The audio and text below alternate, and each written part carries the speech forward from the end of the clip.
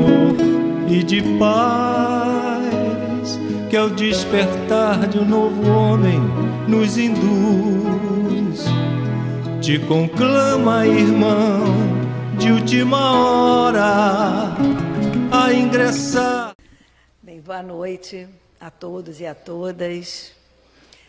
Rogamos a Jesus que nos envolva, que nos fortaleça, que nos proteja, em especial nesta noite, mas que possamos, cada um de nós também, fazer a nossa parte, nos conectar com Ele, nos permitir que Ele atue em cada um de nós, nos pacificando, nos tranquilizando, nos asserenando na noite de hoje. O nosso tema de hoje está no capítulo 25 do Evangelho segundo o Espiritismo, que tem como título Buscai e Achareis. Em especial, o estudo dos itens 9 a 11, que trata de não vos afadigueis pela posse do ouro. E quando a gente fala de afadigar, é de fadiga, de excesso, né, de cansaço. Em outras traduções, né, existem outras palavras, mas é exatamente isso, né, não os afatigueis pela posse do ouro. E essa semana eu recebi esses vídeos que circulam pelos WhatsApps da vida e que falava sobre Steve Jobs. E eu achei bem interessante, porque ele é uma pessoa muito ímpar, né? Levando em consideração o conhecimento dele, né, a nível mundial, e uma mente visionária, uma mente muito brilhante. Criou uma empresa gigante, que é a número 1 das marcas mais bem avaliadas de 2018, enfim, né, com um patrimônio de 214 bilhões de dólares, realmente uma mente muito privilegiada, que criou o primeiro computador pessoal. Ele se dedicou à criação do primeiro e se devotou a isso. Ele criou uma empresa, foi demitido da própria empresa, depois foi contratado para trabalhar na própria empresa, e, enfim.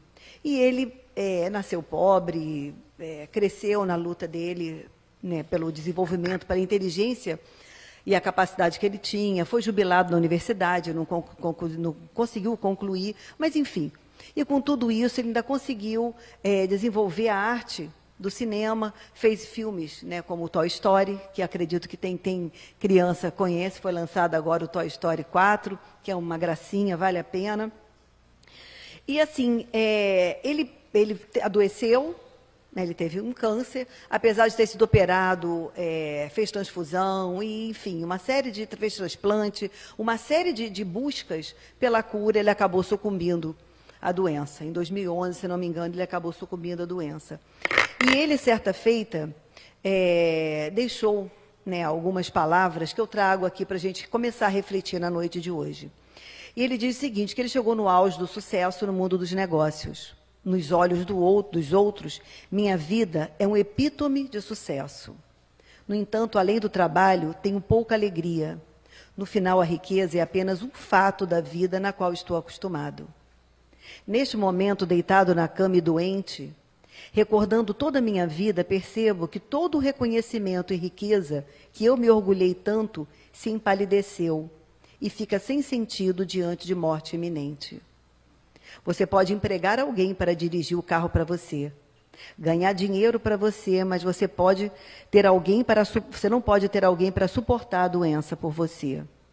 Coisas materiais perdidas podem ser conquistadas, mas há uma coisa que nunca pode ser encontrada quando está perdida: a vida. À medida que envelhecemos e, portanto, mais sábios ficamos, percebemos lentamente que usar um relógio de 300 ou de 30 dólares, ambos marcarão a mesma hora. Que podemos ter uma carteira de 300 ou 30 reais e a quantidade de dinheiro dentro dela é a mesma. Que dirigirmos um carro de 150 mil ou de 30 mil, a estrada e a distância são as mesmas e chegamos ao mesmo destino. Você perceberá que a sua verdadeira felicidade interior não vem das coisas materiais desse mundo. Quer você voe em primeira ou em classe econômica, se o avião cair, você vai junto com ele. Qualquer que seja o estágio da vida em que estamos agora, com o tempo enfrentamos o dia a dia, até que a cortina um dia cairá. Então, assim, eu achei interessante a gente começar a pensar nessa coisa rápida que é a vida, né? De repente, a gente está com 30 anos, de repente a gente casa, tem filha, né? Tá com 50, de repente se aposenta. Que é uma coisa que a gente espera, o dia que a gente se aposenta dá né, uma coisa assim, né? O que eu vou fazer da minha vida? Porque os filhos cresceram, né? E a gente vai nesse ciclo da vida, se refletindo em relação a uma série de questões. Bem, se a gente for ler a passagem evangélica, ela é bem curta. São só 3 itens. Jesus começa dizendo, né? Não vos afatigueis por possuir ouro, ou prata, ou qualquer outra moeda em vossos bolsos. Não prepareis saco para a viagem, nem 2 fatos, nem calçados, nem cajados, porque aquele que trabalha merece ser sustentado. Aqui está merece sustentado. A gente fica pensando quando a gente fala de afadiguez. A gente fala, né, como eu falei, de corrida, né, dessa coisa que a gente ainda fica, né, tão devotada. E a gente fala de uma coisa muito atual, que é a ansiedade. É uma ansiedade que a gente consegue perceber em nós mesmos. Muitas vezes, né, meus filhos falam, mamãe, desfranze a testa. Aí eu estou percebendo que eu estou com eles, quer dizer, meu corpo está com eles, mas eu não estou com. Porque eu estou pensando em outra coisa que está me levando à ansiedade, à tensão, e eu estou com o senho fechado, né, o rosto. Então, a ansiedade é uma coisa que aparenta fisicamente, está estampada na face humana. É um estado emocional que atinge criaturas e animais. Nesse estado, perdemos o equilíbrio. Dependendo do grau em que ele vai estar, a nossa pouca interação com ele, a nossa pouca mudança desse quadro, leva a desequilíbrio. Em estágios mais avançados de desequilíbrio, nós afetamos nossos campos energéticos. A gente começa a ficar caído, a ficar sem energia, sem ânimo, a ficar sem força e abre campos para doenças físicas. E aí a gente adoece o campo físico e adoece o pensamento. Então, a gente faz uma alteração geral do nosso organismo físico e do nosso organismo psíquico. A medicina ocidental ainda não a vê como uma doença, mas a medicina chinesa conhece a ansiedade como uma doença do campo energético, que afeta o corpo físico, causando desequilíbrios e causando distúrbios. A gente vê que mesmo a medicina ocidental não reconhecendo, ela já percebe que a ansiedade se reflete no corpo físico. Então, já pede para a gente fazer outros movimentos para a gente diminuir a ansiedade, porque ela vai, com certeza, fatalmente fragilizar o nosso corpo físico. Aí começa a surgir dores de cabeça, dores de estômagos, arritmia, disritmia cardíaca. Quer dizer, a gente desorganiza o nosso corpo físico, né, e psíquico, como eu falei anteriormente. Esse estado emocionais, nos dias atuais, é, dentre outros fatores, causados pelo ritmo frenético de atividades. E são oriundos de uma série de coisas. Desejamos posses materiais, desejamos satisfazer a sociedade que cobra da gente o tempo todo. A gente ainda está aprisionado à vida material. E também os nossos costumes. A gente ainda vive costumes antigos, hábitos antigos, hábitos de outras eras, e que a gente vem reproduzindo esses mesmos modelos, né? E às vezes eles são tão desnecessários na nossa vida, né? E a gente faz isso porque, na busca pela posse, a criatura luta, se avadiga e começa a se sentir só. Fortalece o sentimento de medo. E nesse estado de medo, começa um desequilíbrio e que baixa a autoestima. E o ser começa a achar que não é capaz de realizar as mínimas coisas. E aí o transtorno de ansiedade vem e com ele vem a depressão. E aí a gente começa, é um ciclo. Se sente frágil, fragiliza o corpo, fragiliza mais ainda, se sente mais frágil. E aí é um ciclo que muitas das vezes tem finais muito sofridos, muito frágeis, né? Então a gente fala exatamente em doenças do espírito. Somatizados, fragilizando um corpo físico, mas são doenças do espírito. Nós somos espíritos. Porque quem faz essas escolhas somos nós. Não é isso? A gente não pode falar assim, é porque o meu espírito escolheu isso. Não, o meu espírito não, eu não sou eu e eu tenho um espírito apêndice a mim. Eu sou espírito, que tenho um corpo atualmente. Em qualquer momento posso não tê-lo, né? E vou ter um outro daqui a pouco. É bom que a gente começa mais novinho de novo, né? sem ruguinha, mas magrinho. Então, quando a gente fala de doença de espírito, a gente volta lá, capítulo 25, buscais e achareis, a fim de que tudo que buscamos, encontramos, afirma Jesus. Quando ele diz buscar e achareis, significa que tudo que eu buscar, eu vou encontrar. Né? O que eu solicitar, o que eu rogar, eu vou conseguir. Aí eu penso, o que nós buscamos? Para nós compreendermos o que nós vamos achar. Lei de ação e reação. Eu vou encontrar o que eu procurar. O que eu sair de casa procurando, eu vou encontrar o resultado. Então, é o que nós vamos achar, o que nós buscamos, né? Mais fortemente, Jesus nos trouxe ensinamento que ele disse aos apóstolos, não vos inquieteis pela posse do ouro. Ele advertiu. Como isso pode afetar nós na atualidade? Como isso afetava aquela época? É uma outra reflexão que a gente tem que ter. Porque o que nos afeta hoje era diferente do que afetava a época de Jesus. A ansiedade era totalmente diferente. Né? As lutas de lá, os enfrentamentos de lá eram muito mais violentos. Hoje a gente tem um outro modelo de violência que também nos fragiliza bastante. Né? Então, o que na verdade afetava aquela época afeta hoje? Não vos inquieteis pela posse do ouro. Aí continua Jesus dizendo, não preparei sacos para a viagem, que eu li para vocês, nem 2 fatos, nem calçados, nem cajados, porquanto aquele que trabalha merece sustentado. É ao entrardes em qualquer aldeia, verificar quem é digno de os hospedar. Quando alguém não vos queira escutar, nem os hospedar, sacudi as sandálias, ao sair dessa casa ou dessa cidade, e sacudi a poeira. Palavra de Jesus. E ele determinou isso para os discípulos. Então, a gente vai refletir. Ponde-vos a caminho sem provisões. É uma recomendação estranha, né?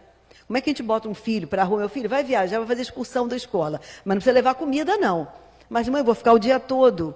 Não, mas não precisa levar comida. Nós estamos avaliando uma outra era, uma outra reflexão, um outro momento. Não é? Perigo, quando a gente era pequeno, é diferente do perigo de hoje, né? Quando a mãe brigava, olhava para a gente estranho, era um medo danado. A gente tem outros medos. Então, é isso. Jesus mandava que eles fossem em preparo natural. A gente pode achar estranho hoje, mas vamos pensar. Qual era a missão dos discípulos? Não era a divulgação da Boa Nova? Era a função deles. Eles tinham um objetivo, uma meta. Eles saíram de casa com esse dever de casa. Vão para lá para divulgar a Boa Nova. Precisavam viajar, porque eles não era nada pertinho. Eles iam a pé, muito raramente no lombo de alguns parcos animais, mas faziam tudo a pé. Então, eles pegavam estrada. Encontravam tendas no caminho. Jesus sabia que era natural, naquela época, as tendas ao longo da estrada, porque era comum as pessoas receberem, porque também não eram muitos os viajantes. Né? Então, era até natural, era cultura até da época. Então, Jesus sabia que eles iam ser cuidados, né? Então, não era nada demais essa acolhida, até porque, como eu falei, eles não eram muitos, né? Mas se eles levassem alguma coisa, podia chamar a atenção das pessoas das tendas, das pessoas na estrada. Né? Vamos pensar na história do bom samaritano. A pessoa estava levando, né? E aí foi saqueado, foi espancado, né? Passou por uma dificuldade, ficou desacordado. Então, o que Jesus falou? Vai sem o preparo material, porque ele sabia. Ele não falou que quem trabalha vai ser cuidado? Que quem trabalha vai ser remunerado? Pois então não era nada demais essa acolhida, né? Era natural. Então essa era a recomendação de Jesus para o campo material. Não levem nada porque é perigoso. Não chama a atenção das pessoas. Vocês não vão lá para pregar a Boa Nova? Bom, faz as funções de vocês, que olha só, vocês não são desamparados. Né? Não vão estar sem o cuidado. Essa era a recomendação. No campo material. No campo moral, ensinava para os discípulos que eles acreditassem na proteção divina. Vai. Né? Vão para a estrada, mas confiem. Porque quem trabalha merece ser remunerado, merece ser cuidado. Então, que eles confiassem na providência divina. Essa era a recomendação de Jesus. Então, ele recomendava para o campo físico, material, né, e para o campo moral, que eles precisavam confiar em si mesmos e em Deus. Então, quando Jesus encaminhava, ele dava todas as condições. Ele capacitou aquelas pessoas para fazer a função. Ele não mandou pessoa de jardim de infância e ensinar a Boa Nova. Pessoas que viram a Boa Nova nascer com ele, com o mestre. Então ele capacitou essas pessoas no campo moral e no campo material também. Falou, olha só, não vão cheio de coisa não, que é perigo. Vocês não vão fazer o trabalho de vocês lá? Vão sem nada, que vocês não vão ficar sem cuidado, né? Confiar que não estavam sós, que deveriam trabalhar incessantemente e manter o foco no dever, na missão, que era levar a boa nova. Né, do dever que eles tinham que cumprir, né, que era sair e divulgar lá a boa nova. Então, todos que trabalham merecem ser sustentados. Eu botei o ser aqui porque eu não consigo falar. Todos que trabalham merecem sustentados. Então, vamos pensar, o que se referia Jesus? A que ele se referia efetivamente? Bem, a todos aqueles que trabalham cumprindo a vontade de Deus, fazendo bem. Né? Todos que trabalham merecem sustentados. A todos que trabalham no bem. Independente do campo em que trabalhe. Mais especificamente para os apóstolos. Por que ele falava mais especificamente?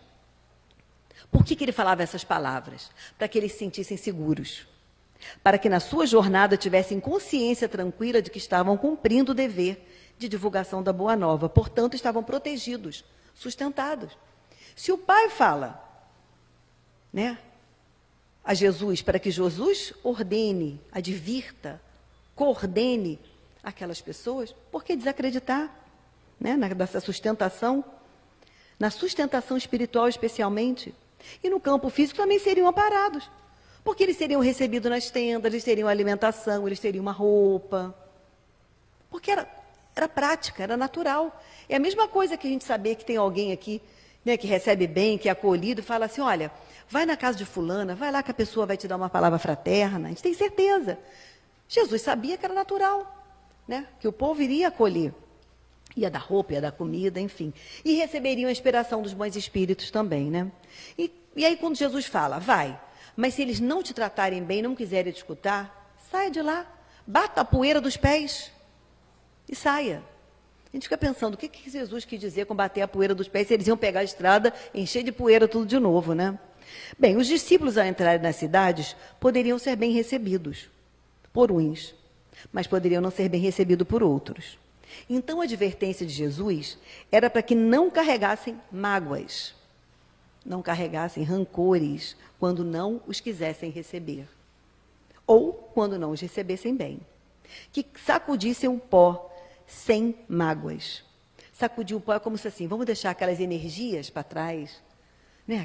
Tudo que a gente viveu ali, esquece, levanta, sacode a poeira, dá a volta por cima, não é isso? Porque cada um tem o seu momento de se encontrar com Jesus. Então, você não adianta dar murro em ponta de faca. Vamos dar tempo ao tempo. Você está indo lá fazer a sua função. Se não querem ouvir, não é o tempo. Não é o tempo. Cada um tem um tempo de maturação, né? Cada um tem o seu momento de se encontrar com Deus, de se encontrar com as leis divinas. Quando não os quisesse receber nem ouvir, que não os amaldiçoassem, que não lhes impusessem os ensinamentos. Tipo, ó, eu vim aqui, eu tenho obrigação, Jesus falou que eu tenho que vir, você tem que me escutar. Não, faz a sua parte. Não querem ouvir? Sacode a poeira e saia. Que não usassem de violência, nem de constrangimento para os converterem. Porque todos os espíritos são livres. Nós temos uma lei divina, uma lei natural, que nos autoriza, né? Que nos permite que a possibilidade do livre-arbítrio. A ação é nossa, a escolha é nossa, a maturação é nossa. Deus cria as condições para que a gente amadureça, para que a gente cresça, para que a gente queira fazer outras escolhas. Eu estava vendo, aliás, estou vendo todo dia essa novelinha das 9, esse finalzinho agora. E assim, achei interessante, a menina cometeu os delitos, enfim. E ela tem um encontro dela lá com Jesus, que a gente acha às vezes meio apelativo assim, mas acontece. Talvez ela tenha precisado passar, não que a gente precise matar ninguém, não que a gente tenha que vir com o planejamento de causar nada, mas naquele momento, por processo daquela dor, daquela ruptura com tudo que ela achou que fosse o Deus dela, né, o Senhor da vida dela, ruptura com a facilidade, com a fortuna, com todos os bens que ela tinha, né? Com tudo, até com a própria mãe, ela talvez ela aproveitou esse grande momento e teve esse grande encontro. Então, na verdade, nós temos esse momento, que é o momento de maturação de cada um, né? Não precisamos, quer dizer, nós precisamos cada um caminhar no nosso tempo, livres. Né? Quando a gente sente o peso da cobrança, da exigência, né, coibindo a nossa liberdade, o outro começa a ter uma sensação de imposição, de indignação, de revolta, de rebeldia, e se rebela, dependendo do estado emocional que ele se encontre, da maturidade emocional e da maturidade espiritual, ele se rebela contra aquilo. Né? E aí vem a recomendação sábia e justa de Jesus, recomendando que fossem embora à procura de pessoas de boa vontade, que não insistissem com aquelas pessoas, que não tentassem converter ninguém. Os ensinamentos do Evangelho vão chegar. No momento, os conhecimentos estão postos, mas a gente vai absorver no momento certo. Eu não sei se já aconteceu com vocês, de lerem uma página do Evangelho segundo o Espiritismo e terem uma compreensão, ou às vezes a gente nem lembra que leu. Passado algum tempo a gente lê de novo. Gente, aquilo parece que dá uma mexida com a gente, porque naquele momento eu compreendi o que aquela palavra estava querendo dizer. Naquele momento, aquele texto teve significado na minha vida. Ou talvez naquele momento eu tenha tido a maturação para compreender aquele texto. Né? Então a gente fica pensando, os ensinamentos do Evangelho, então, só podem ser disseminados entre os que se mostram receptivos? Não, os ensinamentos devem estar a benefício de todos. Eles não estão guardados. Eles não estão guardados. A Bíblia está aí à disposição.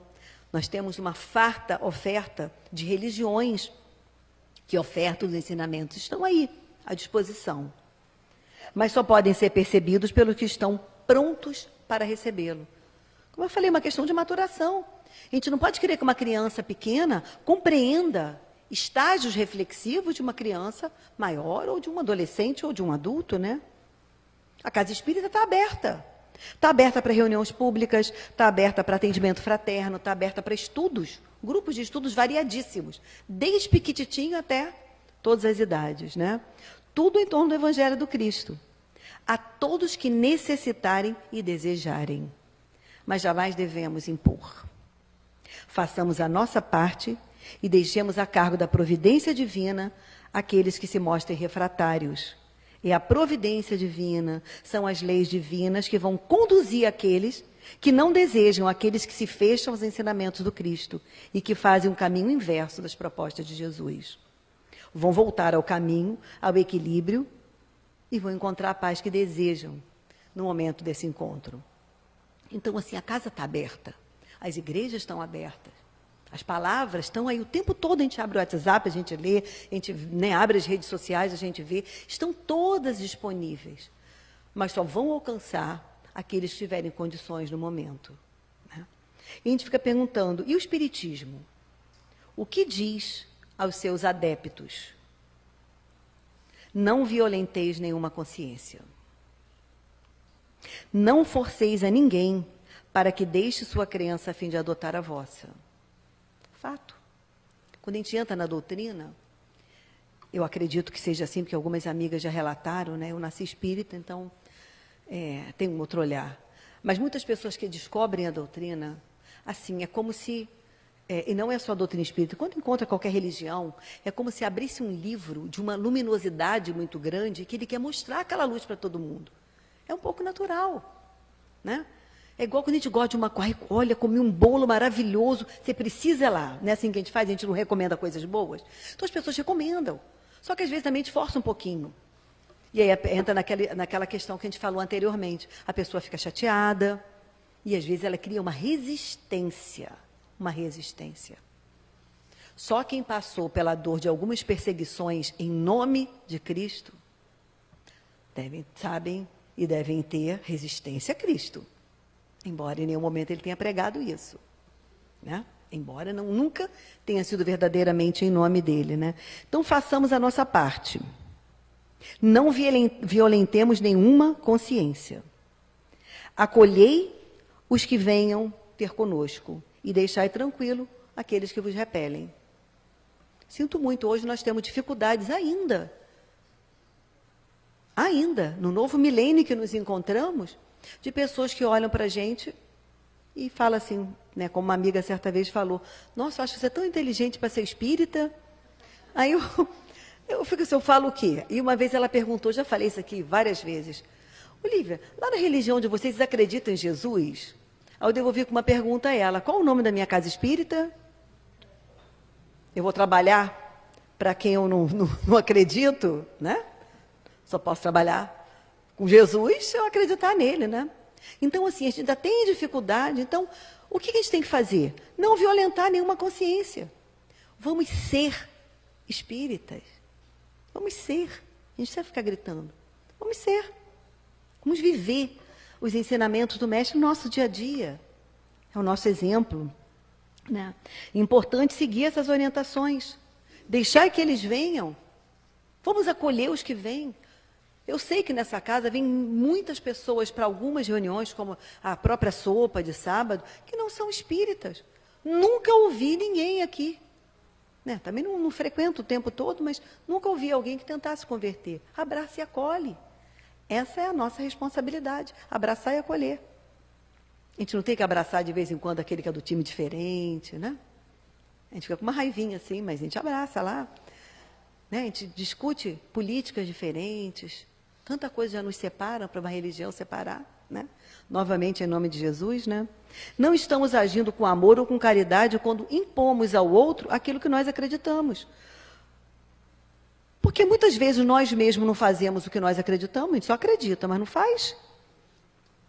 Então, olha, quando eu leio a doutrina espírita, eu falo, meu Deus, eu nasci espírita, o tanto que eu ainda preciso mudar. Quanta coisa a gente fala, Emmanuel fala isso, que a gente tem um oceano de palavras e uma gota de ação. Então, como que a gente quer impor ao outro que faça aquilo que nós mesmos ainda não conseguimos fazer? É o tempo de cada um. A descoberta é única, ela é individual, nós somos indivíduos. O caminho individual que cada um terá que trilhar, no momento certo. Os que já escolheram estão já caminhando, os que não escolheram estão estagnados. Mas devemos confiar na providência, com Jesus, como Jesus orientou os seus discípulos. Observem as aves no céu. Não tecem, não semeiam, não ceifam, nada guardam, mas o vosso Pai os alimenta, e elas acreditam nisso. E vivem lindas aves nos céus. Simples, simples. E Deus não desampara, porque quem trabalha no bem, fazendo a sua função, qualquer que seja a função do bem, terá o seu benefício, né? Será acolhido. Elas confiam. Não precisamos impor aos que estão conosco no caminho a nossa fé. Homens de pouca fé. Calma, é igual filho. Ai, foi criada a doutrina espírita, mas mudou. Confia. Deixa ele ser feliz lá onde ele está. Quando que nós não vamos aprender que nós somos espíritos e que cada um está num estágio evolutivo e que cada um vê a vida de uma forma que ele ame, que ele seja bom, né? Que ele faça o bem, que ele seja cidadão. Dá um tempo para que ele seja. Não pequeno. Né? Pequeno a gente tem que conduzir, aí não tem jeito. A gente não pode esperar algumas idades. A gente conduz. Porque é o que a gente acha melhor. A gente não pergunta para o filho se o filho quer tomar vacina. Ainda mais aquela vacina de hoje em dia, que dá vacina na perna. Nossa, aquilo mata a alma da gente. Se a gente perguntasse, quer tomar vacina na perna, meu filho vai dizer o quê? Eu não. Quer ir para a escola? Ai, não sei, quer ir para a escola? Não, a gente leva. A gente escolhe a melhor e leva. Né? Se a gente escolheu a religião, vamos levá-los. Mas vai chegar um momento que talvez eles não queiram esse caminho. Mas vamos confiar na providência divina. Porque nós não podemos ser homens de pouca fé. As leis divinas irão trazer essas pessoas de volta ao regaço do Pai, aos braços divinos. Devemos viver, atuar primeiramente em nós mesmos. Primeiramente em nós mesmos. Eu fiz com a minha turma do ESG, acho que foram 5 semanas, se não me lembro, foram 5 semanas de estudo das religiões. Nós estamos trabalhando a apostila, e na penúltima unidade falava sobre as religiões no mundo, a história das religiões, e falava sobre as 3 revelações, né, Moisés, Jesus, a doutrina espírita e tal. E agora a gente vai entrar, a partir de amanhã, na doutrina espírita. A gente convidou a Helena para ir à turma para falar sobre o movimento espírita, mas durante esses encontros eu fiz uma proposta para eles que eu já tinha vivenciado na Comerge, foi uma proposta muito rica na Comerge. A Djanira me lembrou que nós chegamos a fazer, muito tempo atrás, essa proposta com o nosso grupo de mocidade, eu não lembrava, mas enfim, fizemos. Nós dividimos a turma em duplas ou em trios, ou sozinhos, individuais, e eles tiveram que estudar sobre algumas religiões. Escolhemos o budismo, hinduísmo, judaísmo, islamismo e as de matriz africanas, umbanda e candomblé. E teve gente, como eu falei, que fez sozinho, teve gente que pesquisou, foi muito interessante, eles ficaram assim, não fizeram data show nem nada, mas foi assim, extremamente rico e profundo. Hã? Falamos, foi assim, foi muito, muito, muito rico. E nós trabalhamos exatamente como a gente fez a proposta na Comerge, sobre alguns temas, porque é tão amplo, para eles não ficarem perdidos. Como que eles fizeram? Eles falaram sobre a religião, a história da religião e tal, e depois eles falaram sobre como a religião vê Deus, como ele explica a morte, como ele vê a mulher, como ele fala da evolução, né, a reforma íntima e tal, e tinha uma outra questão que eu não lembrei. Sexualidade, isso. Como que eles veem o sexo e a sexualidade. E foi interessantíssimo, porque a gente tem diferenças. Tem religião, por exemplo, que abomina e criminaliza a questão da homossexualidade. E há outras que convivem tranquilamente, nem se comenta isso, porque é natural. Há religiões que ainda veem a mulher como ser inferior e que matam. E há outras que nem precisa dizer que elas são consideradas divindades. E aí vem as diferenças. Mas o interessante é que novamente se constatou o que a gente já vinha experienciando em outros momentos. Todas partem da mesma base. A crença em Deus. Olivia, mas tem religiões aqui que tem vários deuses. Sim, são várias manifestações de um Deus. Então, todas acreditam em Deus e todas acreditam em imortalidade da alma. Olivia, lógico que não. Que o muçulmano, por exemplo, né, o islamismo lá, o muçulmano, ele acha que vai arder no mármore do inferno, o outro vai para o céu. Não importa. Mas todos acreditam que a alma não acaba com a morte, que acontece alguma coisa. Quer seja céu, quer seja inferno, quer seja nosso lar, né, ou outro plano qualquer, quer seja arder no mármore do inferno, não importa. Todos trabalham e partem das mesmas bases. E vou dizer uma coisa para vocês, que dificuldade que foi para a turma continuar espírita, que cada uma queria seguir a religião que estudou, tá? Porque as religiões são lindas. Elas foram criadas por espíritos enviados por Jesus de tempo em tempo na Terra. Quem lê Caminho da Luz de Emmanuel vê isso. Espíritos lindos, que trouxeram uma parcela do todo do conhecimento. Uma parte linda, rica. E são textos poéticos. Agora eu falava para a turma. O que a gente faz entre a leitura e a execução são penduricalhos humanos. Né? São coisas que a gente vai enfeitando, vai inventando para atender às nossas próprias necessidades, os nossos interesses, os meus desejos, né? A necessidade de poder. Enfim, eu vou mudando, dando jeitinho naquelas leis para beneficiar. Agora, novamente, foi uma experiência riquíssima. Mas todas continuam na turma, na doutrina espírita, tá? Estão todas por aqui hoje. Mas foi uma experiência muito rica e a gente se emociona muito. Então, na verdade, nós temos que ter gratidão. Eu falo para a turma, nós temos que ter gratidão. Porque, olha só, gente, nós somos espírita nesta vida. Ou vocês acham que nesse pouco tempo de doutrina espírita no planeta, deu tempo da gente ir voltar e voltar? Pode ser que tenha dado, né, um e outro, mas nós viemos de outras religiões. E foram as outras religiões que nos forjaram para que estivéssemos aqui hoje, compreendendo Jesus da forma e na totalidade que a gente compreende. Muitas dessas religiões são reencarnacionistas. E muitas, inclusive, como uma parte do judaísmo, vê Jesus, sim, como Jesus, aquele enviado, aquele aguardado. Não são todos judeus que não acreditam. E a gente foi descobrindo isso. Então, assim, o bem, O conhecimento de Jesus, a Boa Nova, está disseminado no planeta. E ele vem para a gente em bênçãos todos os dias. E quando a gente está pronto, a gente percebe. É igual quando a gente passa na praia todo dia, correndo para o trabalho, que a gente nem vê a praia. A pessoa pergunta, você viu a praia? Ih, nem vi. Porque seu foco estava no trabalho, né? Você não estava com maturação naquele momento para louvar a Deus, para agradecer pela natureza. E no momento que você starta, você passa e fala, olha, eu fui para o trabalho, eu cumpri minha função. Mas eu passei na praia, eu fiz uma oração, eu agradeci aquela bênção, né? Então, assim, essas religiões, elas nos forjaram ao longo das nossas sucessivas vidas, né? Então, não vamos esquecer das palavras do Cristo. Outrora, o céu era tomado com violência, hoje o é pela brandura. Nós não podemos esquecer das perseguições dos cristãos, violenta, né? Tomada pela violência. Das perseguições dos novos cristãos, que eram os luteranos. A rainha Catarina de Médici, que fez uma matança lá no dia dos huguenotes, né, da morte, né, o dia de São Bartolomeu, foi uma mortandade enorme. Tudo isso em nome de quê? Do Deus que eles achavam, do Jesus que eles acreditavam e do Jesus que eles construíam. A forma dele, como eu falei, os penduricalhos que eles criavam, né? Então, era época de espíritos violentos. Nós éramos violentos, mas hoje também somos violentos. Só que a nossa violência hoje é de uma outra forma. Ela é mais inteligente, ela é mais intelectual. A gente, quando fica chateado com alguma coisa, a gente para de falar, não fala, a gente silencia.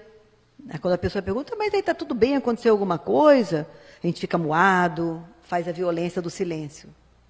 Ou quando chamam participar de alguma coisa, vamos fazer uma coisa junto, vamos pensar nisso. A pessoa também não vai, porque faz a violência da ausência. E assim a gente vai, né? A gente desenvolve o intelecto, desenvolve o conhecimento e usa muitas das vezes de forma negativa, de forma triste ainda, né? Então é preciso que a gente modifique a nossa mentalidade, as nossas ações, mudar o paradigma de vida. Mudar paradigma de vida.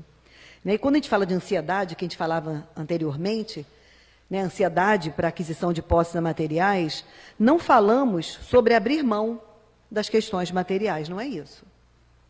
Não existe país que tenha tecnologia, que tenha ciência sem dinheiro.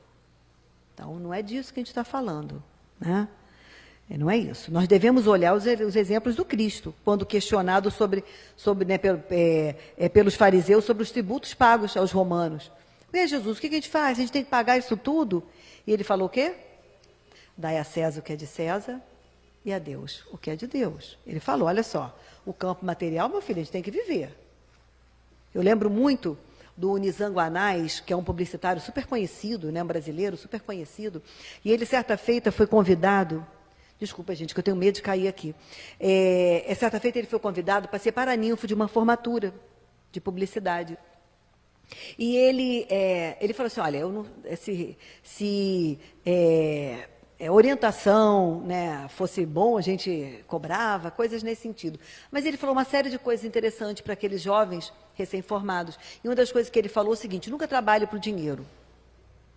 Trabalhe por amor, por querer. Faça o melhor, que o dinheiro vem. Olha o que Jesus falou. Nunca aquele que trabalha no bem deixará de ser cuidado, de ser remunerado, né? Então, a gente precisa.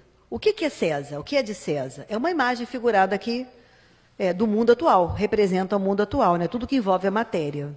Precisamos do trabalho, precisamos das conquistas materiais, tudo isso é importante para o desenvolvimento intelectual e para o desenvolvimento moral. Entretanto, não devemos fazer disso a nossa vida. Ter posses pelo prazer do status, pela pressão social, pela mídia, nada disso. Tudo isso vai nos levar a um processo de ansiedade, que a gente falou lá no começo, né? E que vai incidir sobre os nossos corpos, físico e espiritual. E Jesus ressaltava para que os discípulos tivessem fé na missão de propagar o Evangelho. A missão que era deles. Meu Deus, vocês foram preparados, a missão é de vocês. Sigam. Vão sem nada, por causa de não ter problema no caminho. Mas olha só, vocês vão ter todo o sustento necessário. Espíritos mais elevados, missões mais elevadas, nós sabemos disso, né? Somos espíritos elevados? Não, somos espíritos em progressos. Necessitamos corrigir o quê? A nós mesmos.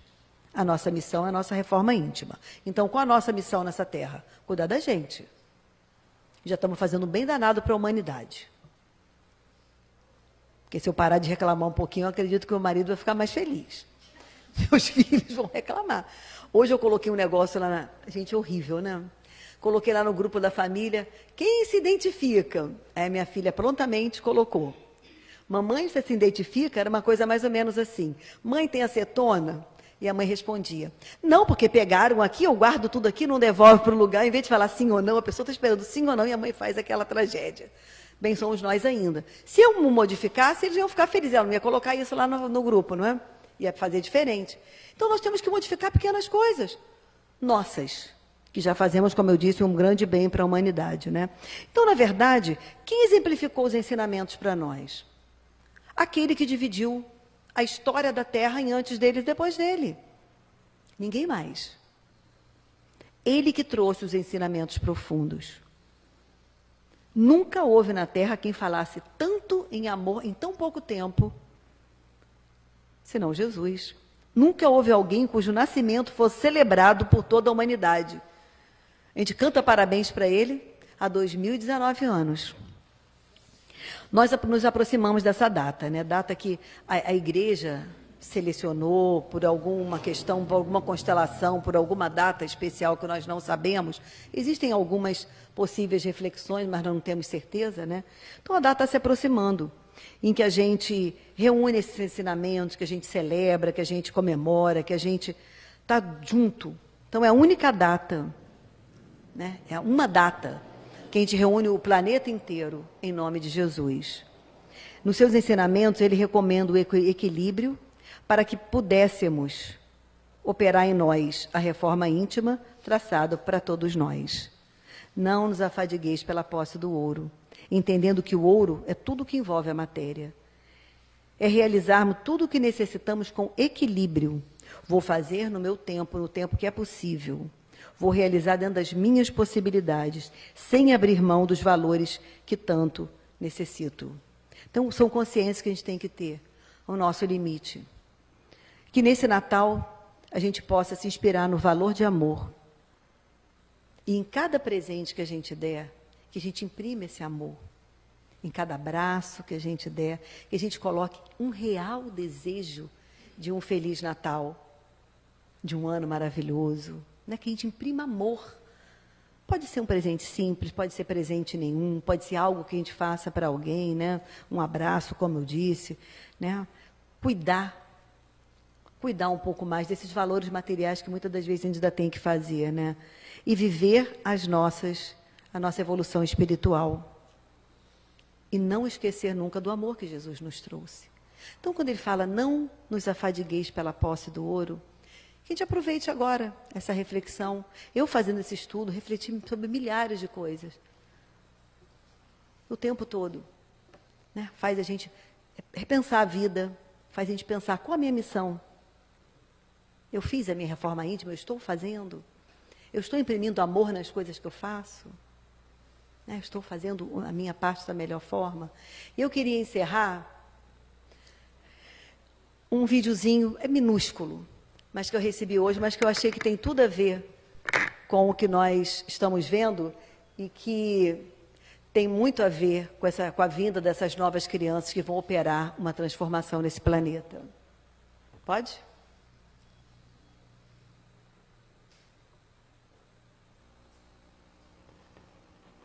Tem som? O importante é o som, que é tão bonitinho. Bem, a gente vai falando enquanto ele vai colocando. Então, o tempo todo, a gente tem recebido... Na verdade, a internet, ela perpassa, né, ela passa para nós uma série de coisas que a gente não acha legal. Às vezes, vídeo de violência, a gente fica ouvindo aquilo. Vídeo de acidente, a gente fica vendo aquilo. Vídeo não sei o quê. Assim, as escolhas são nossas. Agora, milhares de coisas extremamente interessantes. E vou dizer, há muita gente boa, como diz a música, gente boa espalhada por esse Brasil, não, por esse planeta, que vai fazer desse lugar, com certeza, um lugar melhor. Será que a gente consegue? Bem interessante. É bem pequenininho, mas é um menino que ele fala... É como que essas crianças vêm com propriedade, né? Ele fala de riqueza. Uma família. Tá baixinho. Uma casa.